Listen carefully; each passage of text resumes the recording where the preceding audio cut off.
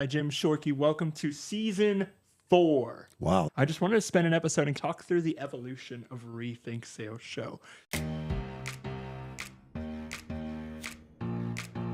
How you can be the greatest salesperson on the planet.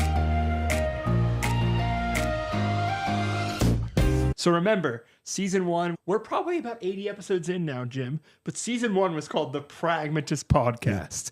And what that was really us determining, okay, what's our voice here? What does it mean to be pragmatic? What does it mean to be practical?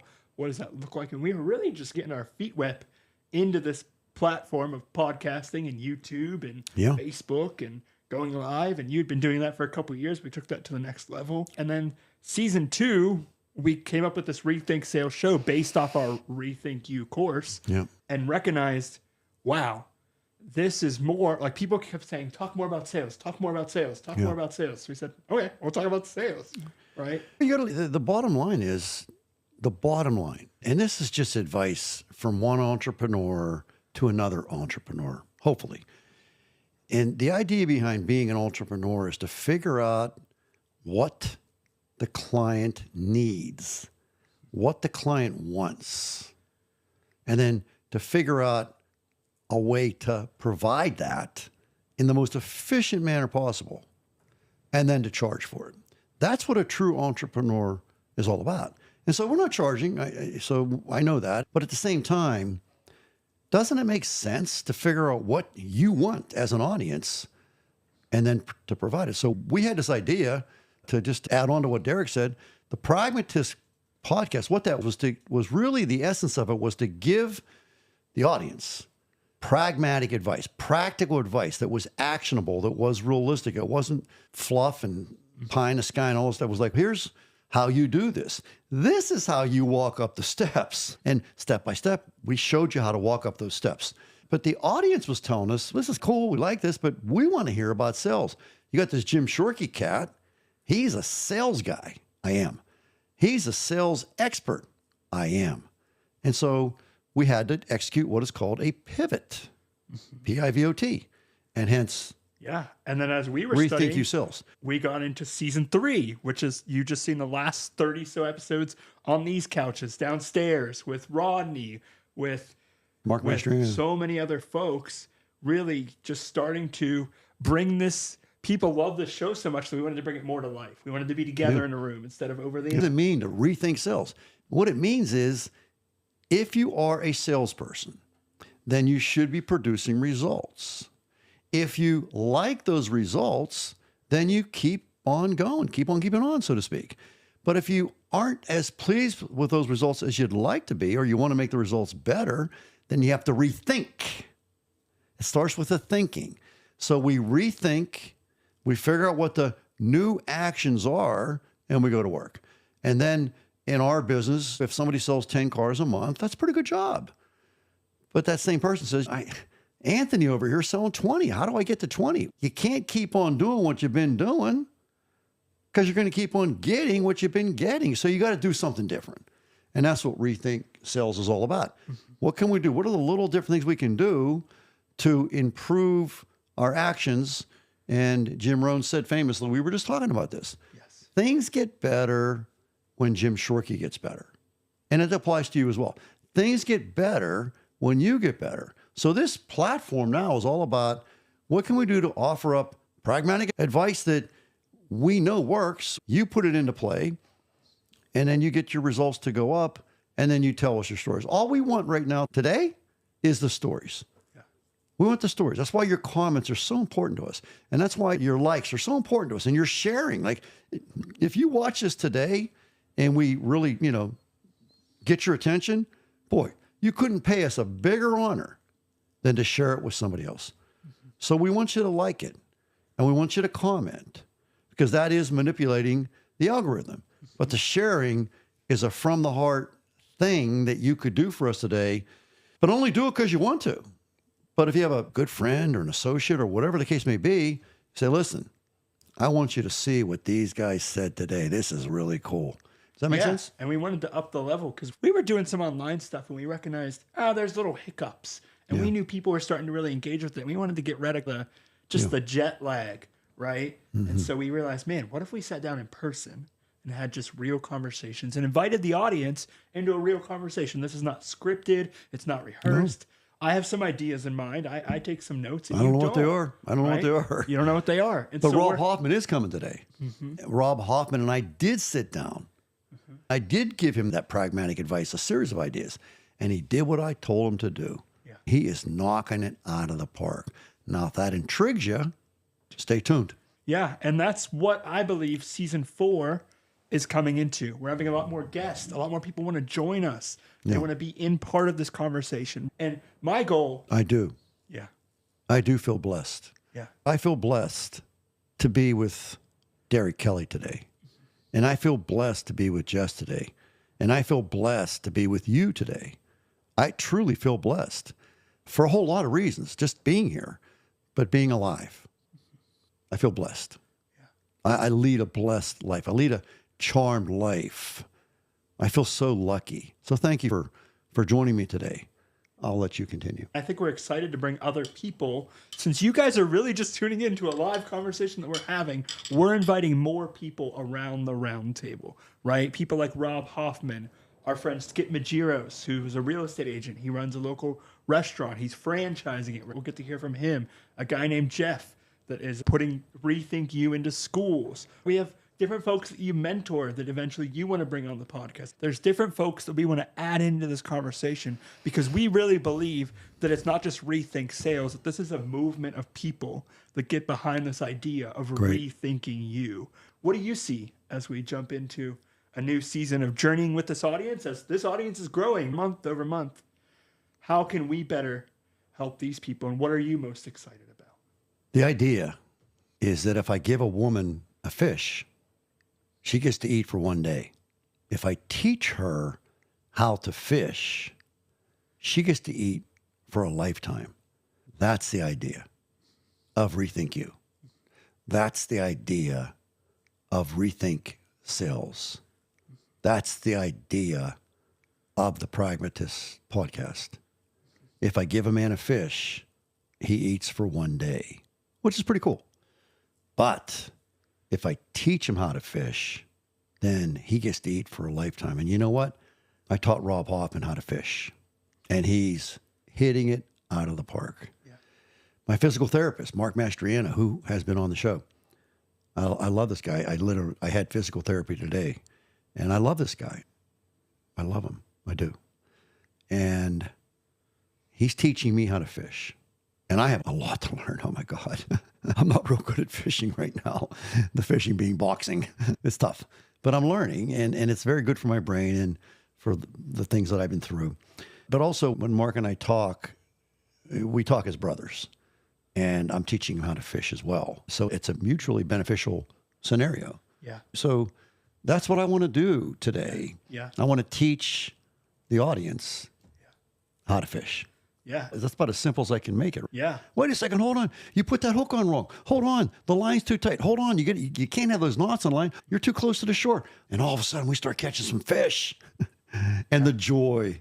If you've ever taken a little kid fishing, you've done it up where you're at. Yeah. It's a joyful thing, is it not? Yeah. They catch a fish. They may as well catch $1,000. Yep. I don't think they'd be happier. I think if they pulled up $1,000, they wouldn't be as happy as getting that little At first fish. it's funny because they're like, oh my gosh, this takes forever. And they catch one and It's like, joyful. oh my gosh, this is so worth it. So that said, the joy for me comes from your stories. Yeah. I want to hear your stories. I did a post yesterday about some things that I did at the dealership. I'll leave that off the table for now. And I got some messaging back on it that made me cry. Yeah. Because it was like, wow, did I really do that? Did I really teach you that? I didn't know that. And it's such joy for me. Yeah, we love hearing your stories. And that's why I wanted to have this conversation just openly, is because we want to invite you deeper into this journey with us on the Rethink Sales Show. So as we jump into season 4, having conversations with Rob, Steve Gardner, a gentleman who's been with us for so long. I love Steve. Chuck Bellina, who had so much insight into the program that we have today. Chuck did pass. Yeah. Chuck died. I miss that guy. I loved him dearly. Yeah. I love him dearly. Excuse me. I do. I really do. That was another phase that you neglected. Yeah. Was when this thing we started our thing, and it was Chuck lives on through us. Yeah. And that was our theme. Chuck lives on through us. Right. And even though we're not talking about that anymore, we just did. Yeah. And I remember sitting with Chuck at my dining room table, and we were putting this thing together called REthinkU, and the results from thinking. And of course, it has evolved from there. But we sat around the table. And then Chuck and Steve, That's right. actually, they are I had nothing to do with Derek Kelly. Nothing. It's true. They're the ones that got these guys involved. So without Chuck, we're not even here right now. Chuck and Steve were impressed with you guys. Yeah. And they called me, this is going to cost X. I said, go ahead and do it. You know, we were downstairs, Like 2 weeks and before that. and we did not have the logo yet. We did not have the colors yet. And we sat there. Yeah. This is no bull. We sat there. So what do you think about the orange and the black? I like that. What about the orange? And we had all these different colors. I remember this very clearly. So I like that one. Yep. Chuck, I like that one. Steve, okay. And that became the color. And if you look at the REthinkU results from thinking moniker, that was created at my dining room table at this house here, where we're at right now. This is deep. REthinkU is a documenting of what I did for my part in building the Jim Shrucky Family Auto Group. Chuck and I sat at my table at Barry Bush Drive, where I used to live, and we put this thing, and he just interviewed me basically. I told him, here's what I did. And we developed this program that evolved into REthinkU. And then Chuck died. And next phase is we sat here. Yes. And we after these guys got involved, and we put this whole thing together, and it kept evolving and evolving. Guess how we wrote REthinkU? We used REthinkU to write REthinkU. That's a fact. We used REthinkU to write REthinkU. Am I right or wrong? Yes. Yes. And that sounds illogical. How could you use it when you didn't even have it yet? Right. It was a process. And that's what we're trying to teach you today, is that same process. REthinkU is a process. And I can tell you, if we have 100 people do REthinkU exactly the way it's supposed to be done, we will have 100 success stories, not 99. You can improve your marriage. You can improve your church. You can improve your business, your income, your health, whatever the case may be. When I was in the hospital, I had a stroke, really bad stroke, hemorrhagic stroke, 3 brain bleeds. I was in a bad way, but I made it very clear to everybody that was around that bed. It was like my deathbed. I said, I'm going to use REthinkU to fix this. Yeah. Did I not say that? Yes. Yes. And I ordered from the hospital bed. Amazon's so freaking cool. I ordered a new copy of Think and Grow Rich by Napoleon Hill, which I've read 162 times. I ordered a brand new copy. I probably have 20 of these books of Think and Grow Rich, 20. I've read it 162 times. I wanted a brand new book because this was a new journey for me. And in the front of the book, I wrote 162 for reading number 162. And underneath that, I wrote 100% stroke recovery. And I did that. And I can prove it. I don't talk nonsense in terms of what I do. I don't. I tell you what I did, what I do, what I will do in the future. But that I can show you the book. I could literally leave here right now, go down and get the book, bring it up and say, well, here it is. And you'll see as I started it. And by the way, to be frank, I didn't finish reading number 162, 161 and a half, excuse me. But I know what to do. And Napoleon Hill makes it very clear that if you already have a goal, then you can just pass on, go on with your business. I have a goal. The goal is 100% stroke recovery. My reasons why do, in fact, make me cry. And you might say, what's that got to do with my business? Everything. Yeah. Everything. And that's what so much of the feedback we heard from REthinkU 1.0 was, man, this is so good for my life. Can you guys actually make a program that's geared toward entrepreneurs and salespeople? Sure, REthinkU 2.0. So now, if you want to purchase one of these, click the link below. REthinkU, obviously 1.0, is more geared toward just personal development. And then we tailored REthinkU 2.0 towards salespeople and entrepreneurs. And so really, it gives you best of both worlds. And so the reason I wanted to do this episode, Jim, was so that we can invite people on this journey. So if you haven't yet, please subscribe, follow us on Apple Podcasts or Spotify, and journey with us, because we really believe that there are a group of people. We already see them. Everyone from Steve to, we could countless names, Tara Zalewski, more folks that have seen this process impact their lives. And we want to invite you on that journey. Yes. It's very emotional for me. And yeah, I will add this. Back in 1996, my father died, March 24th, 1996. If I knew half as much as I thought I knew when my dad died, I would have been pretty darn smart. The fact is I had no clue. And I proceeded to run the business the way I wanted to run the business. This was my big chance. I was going to show my dad what I could do. 2 years after my dad died, I was bankruptcy imminent. And I was in deep trouble. So I got a hold of Think and Grow Rich, and I knew that I had read it a number of times, but I wasn't really doing what Napoleon Hill asked me to do. I wasn't dotting the I's and crossing the T's. And one of the things that came up predominantly in the book was seek expert counsel. Find somebody who's done what you want to do successfully and have a conversation. And I figured out as a human being that I could do that via YouTube, that I could do that via books, that I could do that via recordings. But actually the best way to do it was to be one-on-one with the person. I was trying to think, who do I talk to? Who do I ask? Where do I go? What do I do? And the only guy that came to my mind was Mr. Hamilton. And so I went into Mr. Hamilton's office. I told him, I said, Mr. Hamilton, I'm in big trouble. I'm lost. I don't know what I'm doing. Things aren't going real well. And he was your dad's partner, right? He was my dad's partner. Yeah, he was my dad's partner. He brought my dad into the business, actually. My dad was selling stereo equipment at the Concerto Room in Pittsburgh, which I don't even know where that is. It's even still there. But anyways, that's what he was doing. And Mr. Hamilton was a stereo nut. And so he was very impressed with my father's sales capabilities, and he brought him he recruited him into the car business. Such a cool story. Yeah. And so my dad's in the car business, and my dad died. And so the only guy I could think of that would know was Mr. Hamilton. Mr. Hamilton had the boats. He had the cars. He had the houses. He had everything. He had money. He had everything that I wanted. And I'm not ashamed of the fact that I wanted nice cars and nice boats and nice houses. I wanted this stuff. I wanted to have a lot of money in the bank. I did. So I go to Mr. Hamilton, hat in hand, and I told him I was lost. I didn't know what I was doing. And I asked him for a list of 10 things that I should be doing to be a successful automobile dealer. And he called me James. He said, James, let me think about that. And he said, you come back tomorrow morning and I'll have a list for you. So I go back the next morning and he hands me this list. And it was this neatly typed up list of 10 things that I should be doing. So he hands me the list. I get the list. I look at it like we do, right? So I'm reading the list and I'm looking. I'm like, holy cow. I'm not doing anything on this list. Not one thing was I doing. So I started doing the list and the needle started to move. Kept doing the list, getting maybe day one, half of them done. I got to where I was 10 out of 10 and I started to really move that needle. But I also kept going back to Mr. Hamilton. We met once a week at least.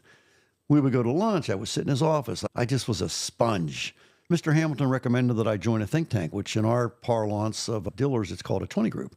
And I did. And I can remember I would go to these meetings, and these were really bright people. By the way, if you're the smartest guy in the room, you're in the wrong room. Get out. You're in the wrong room. Get around people that are way smarter than you, way more successful than you are, and that's how you learn. So I would go to these meetings, blank piece of paper, and I would write at the top of the paper, I am here to learn. I did it every time without fail. And underneath it, I would write the number 1. And that was going to be my first idea.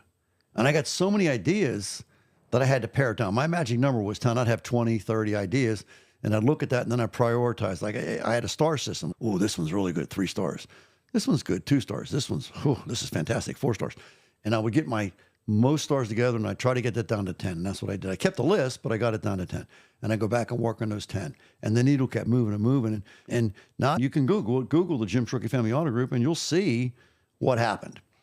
And so over the years of being really successful, all these different awards and plaudits and trophies and ovations and all this different stuff.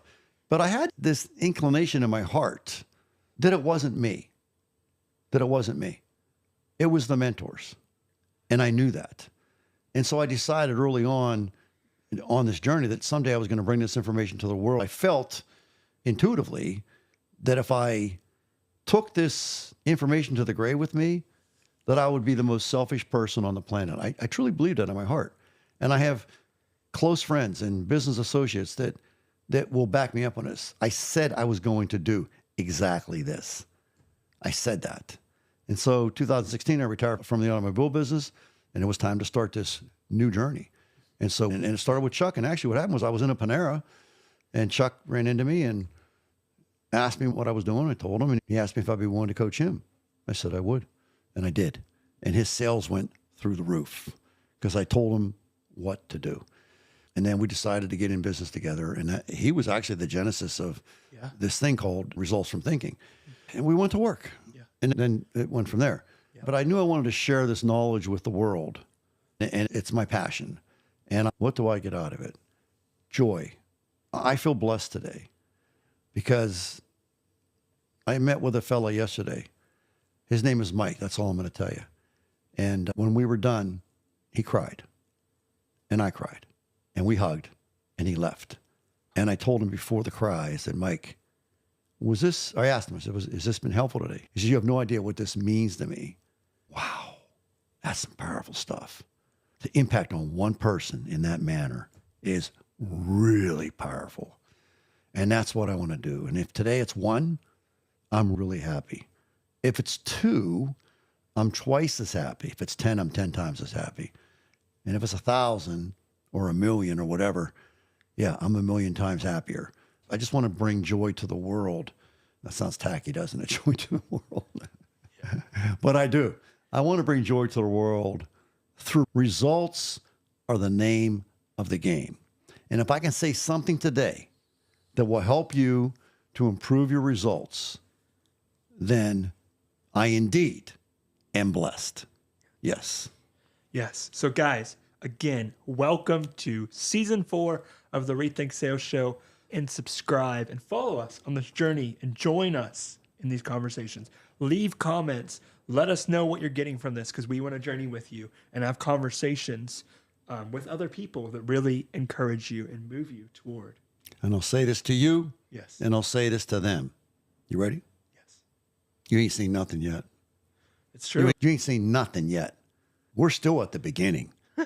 We're not even at the middle. Yeah. You ain't seen nothing yet. Yeah. I'm happy where I'm at. We do need to be present. Yeah. But in the back of my mind, I can't wait to see what's going to happen. Yeah. But I don't want to do that because I want to be here now with you guys. Yeah. But it does get into my head sometimes. Like, I can't imagine what's going to